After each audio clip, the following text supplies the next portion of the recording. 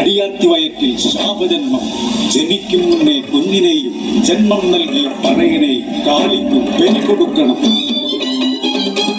കാട്ടുതീ പോലെ കാടി കുടിയിലെത്തി വയതെ കാട്ടുകല്ലോ നിന്റെ അച്ഛൻ കോഴിച്ചക്കൻ അടിവയർ പൊത്തി കരഞ്ഞു കേശുവിൻ പകയിലെ ബാക്കി പത്രം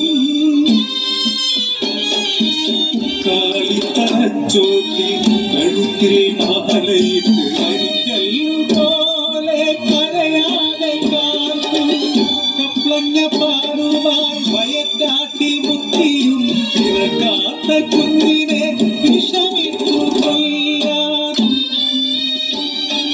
കരയറ്റ കോഴി ചക്കൻ ഇറങ്ങുക പാടവരമ്പിൽ കൺമുന്നിൽ മാറന്റെ ശിരസും കണ്ണുതിരിയാത്ത കുഞ്ഞും നാട്ടുകൂട്ടം പിരിഞ്ഞു പോയി അനങ്ങാതെ മണ്ണിലിരുന്നു ആ കാത്തു.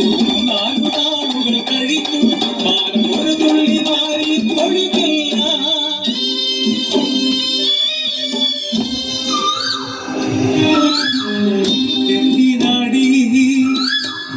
എത്തിനാടി പൂങ്കുയിലേ കറിക്കരയണത് പിറന്നാലോ ഈ ഗതിയാ